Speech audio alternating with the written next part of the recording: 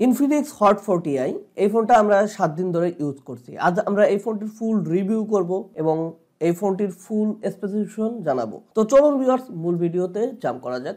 তার আগে যারা এখন পর্যন্ত আমাদের চ্যানেলটি সাবস্ক্রাইব করেননি প্লিজ সাবস্ক্রাইব আওয়ার চ্যানেল। এই হলো আমাদের হট 40i ফোনটির বক্সটি আনবক্সিং করার সাথে সাথে আমরা পেয়ে যাব আমাদের কাঙ্ক্ষিত ফোনটি, একটি হার্ড ব্যাক কভার কেস, 80 ওয়াটের fast charger, type C charging cable এবং কিছু ডকুমেন্টেশন। এই ফোনটির লুক খুবই প্রিমিয়াম, খুবই সুন্দর লাগছে আমার কাছে। ফোনটির ক্যামেরা মডিউল অনেকটা আইফোনের মতো করেছে তারা। ফোনটির ফার্স্ট লুক, ফার্স্ট ইমপ্রেশন আপনার কাছে যথেষ্ট ভালো লাগবে। ফোনটির ফ্রন্টে গ্লাস, ব্যাকে প্লাস্টিক এবং সাইডে প্লাস্টিক ফ্রেম ইউজ করা হয়েছে। ফোনটির নিচের দিকে ইউজ করা হয়েছে speaker, type C charging port, 3.5mm headphone jack এবং একটি প্রাইমারি মাইক। ফোনটির লেফট সাইডে একটি সিম কার্ড স্লট ইউজ করা হয়েছে, যেখানে দুইটা সিম কার্ডের পাশাপাশি আপনি একটি মেমোরি কার্ডও ইউজ করতে পারবেন। ফোনটির রাইট সাইডে রয়েছে পাওয়ার অন অফ বাটন, যে বাটনের সাহায্যে আপনি সাইড মাউন্ট ফিঙ্গারপ্রিন্টের কাজ করতে পারবেন এবং আমরা টেস্ট করে দেখেছি প্রতিবারই অ্যাকুরেট এবং ফাস্টলি কাজ করছিল। ফোনটিতে ইউজ করা হয়েছে 6.6 ইঞ্চির IPS LCD capacitive touch screen display.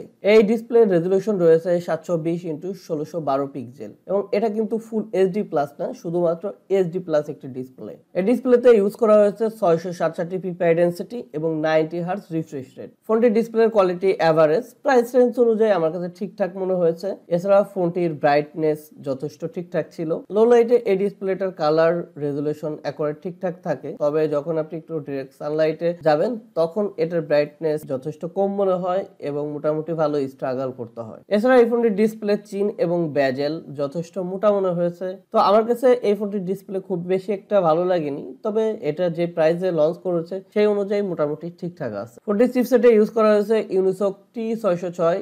এটি একটি অক্টা কোরের ডুয়েল কোরের প্রসেসর। এই প্রসেসরের ফ্যাব্রিকেশন রয়েছে 12 ন্যানোমিটার এবং মালি G75 এটার গ্রাফিক্স কার্ড। এটা একটি এন্ট্রি লেভেলের প্রসেসর। এই প্রসেসর মোটামুটি আপনি নর্মাল ইউজে ব্যবহার করতে পারবেন, তবে এটা কিন্তু গেমিং প্রসেসর না, সুতরাং যারা গেমিং লাভার আছেন তাদের জন্য এই ফোনটা ঠিক হবে না। আমরা এই ফোনটিতে বেশ কিছু গেম খেলেছিলাম, পাবজি, ফ্রি ফায়ার। তবে ফ্রি ফায়ারে মোটামুটি ডিসেন্ট কোয়ালিটি পেলেও পাবজিতে আমরা বেশ ল্যাগ লক্ষ্য করেছি এবং লং টাইম গেম খেলতে গেলে এই ফোনটিতে আমরা বেশ হিটিং ইস্যু লক্ষ্য করেছি। ফোনটির অপারেটিং সিস্টেম হিসেবে থাকছে অ্যান্ড্রয়েড ভার্সন 13 XOS। ফোনটির ব্যাকে তারা ডুয়েল ক্যামেরা সেটআপ ইউজ করেছে। প্রাইমারি ক্যামেরা রয়েছে 50 মেগাপিক্সেলের একটি ওয়াইড অ্যাঙ্গেল ক্যামেরা, যার অ্যাপারচার রয়েছে 1.6 এবং অন্যটি 0.08 মেগাপিক্সেলের একটি ক্যামেরা। মূলত এখানে একটা ক্যামেরাই কাজ করবে। এই ক্যামেরাতে আমরা বেশ কিছু ছবি তুলেছিলাম। ছবির কোয়ালিটি মোটামুটি ডিসো, পিকচারে বেশ ভালো ডিটেলস পেয়েছি, শার্পনেস যথেষ্ট ঠিকঠাক ছিল। আমরা ডে লাইট কন্ডিশনে এবং নাইট মোডেও বেশ কিছু ছবি তুলেছি। ছবিতে আহামরি কালার বুস্ট আপ করে না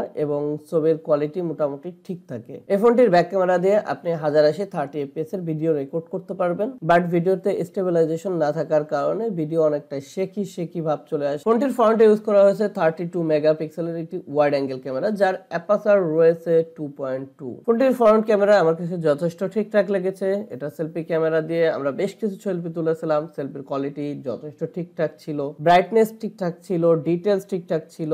ডে লাইট কন্ডিশনে এবং নাইট মোডেও মোটামুটি ভালো ছবি তারা প্রোভাইড করতে সক্ষম হয়েছে। তো আমার মনে হয় যারা লো বাজেটে ফোন কিনতে চাচ্ছেন এবং সেলফি লাভার রয়েছেন তাদের জন্য এই ফোনটি ঠিকঠাক আছে। ফোনটির ফ্রন্ট ক্যামেরা দিয়ে আপনি 1080 30 fps এর ভিডিও রেকর্ড করতে পারবেন। ফোনটিকে চার্জিং সাপোর্ট দেওয়ার জন্য রয়েছে 5000 mAh এর লিথিয়াম পলিমার নন রিমুভেবল একটি ব্যাটারি। যে ব্যাটারিকে চার্জ দেওয়ার জন্য আপনি বক্সের মধ্যেই পেয়ে যাবেন 18 ওয়াটের একটি ফাস্ট চার্জার। এই চার্জার দিয়ে আপনার ফোনটি ফুল চার্জ দিতে সময় লাগবে প্রায় 1 ঘন্টা 30 মিনিটের মতো। এই ফোনটা বাংলাদেশ মার্কেটে একটা ভেরিয়েন্ট পাওয়া যাচ্ছে 8GB র্যাম এবং 128GB স্টোরেজ, যেটার বাংলাদেশে প্রাইস রয়েছে 13,999 টাকা। 13,999 টাকা অর্থাৎ 14,000 টাকার মধ্যে এই ফোনটি কি আপনার কাছে পারফেক্ট প্যাকেজ মনে হয়েছে? যদি পারফেক্ট প্যাকেজ মনে হয় তাহলে অবশ্যই আমাকে কমেন্ট করে জানাবেন। এছাড়া কি অ্যাড করলে ভালো হতো সেটাও কমেন্ট করে জানাতে পারেন। আশা করি সবাই ভালো থাকবেন, সুস্থ থাকবেন।